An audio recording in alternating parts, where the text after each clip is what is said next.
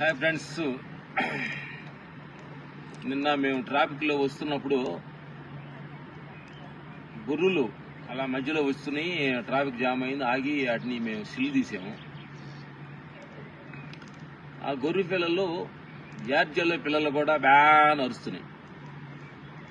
అలా ఇంతకుముందు పక్కన కొన్ని ఆవులు మేస్తున్నాయి, అంబా నరుస్తున్నాయి. కొన్ని గుర్రాలు అటు మేస్తూ ఉన్నాయి. ఇక్కడ ఆహా అని అవి చిగిలిస్తుంటాయి.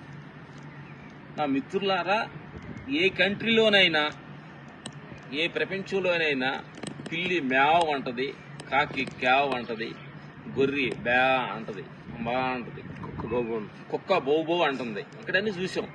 ఇది మన కంట్రీ కాదే, ఈ జంతువులు వేరే భాష మాట్లాడలేదే అని మనం ఊహించాం. నా మిత్రులారా, ఏ ప్రపంచంలోనైనా ఏ దేశంలోనైనా జంతువులు బాడీ లాంగ్వేజ్ అన్నీ ఒకటే. కానీ మనిషి బాడీ లాంగ్వేజే విధాలుగా ఉంటుంది.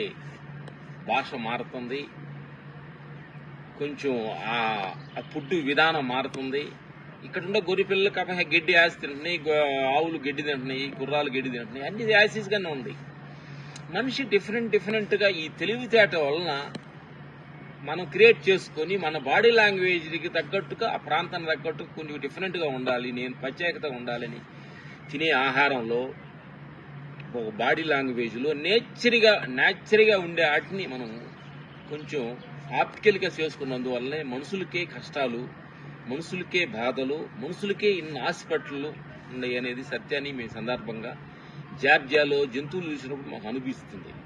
అందుకని నా మిత్రులారా, ఎంత మనం ఎదిగినా కానీ, ఎంత ముందుకెళ్ళినా కానీ నేచర్కి తగ్గట్టుగా మన జీవన విధానం నడుచుకుంటే, నేచర్కి తగ్గట్టుగా మన కరెక్ట్గా 6 గంటల నైట్ సమయంలో పడుకోవటం, తెల్లారుజాము పని చేయటం. ఇప్పుడు ఏం చేసిపోయిందంటే నైట్ 12 గంట దాకా జీవన విధానం పడుకోకుండా మీడియాస్, సెల్ ఫోన్లు చూసి తెల్లారి 8 గంటల పడుకోవడం. అంటే జీవన విధానమే డిఫరెంట్గా మారిపోయి బాడీలో రిధం మారిపోయింది. ఆ రిధం మారిపోయినందువల్లనే రుగ్మతులకి, కష్టాలకి, బాధలకి, టెన్షన్స్కి చాలా మంది కూడా టెన్షన్ తట్టుకోలేక సూసైడ్ చేసుకునేవాళ్ళు, నిద్ర మాత్రలు వేసుకునేవాళ్ళు, మందు తాగేవాళ్ళు. ఎందుకంటే జీవన విధానం మారినందువల్లనే ఈ ప్రాబ్లమ్స్ మనిషికి వస్తున్నాయి. నా మిత్రులారా, జీవన విధానాన్ని కరెక్ట్గా మనం ఫాలో అయితే చాలా ఆనందంగా, ఆరోగ్యంగా ఉంటారని చెప్పి సంతోషం చెబుతూ ప్రకృతిని ఫాలో అవ్వండి.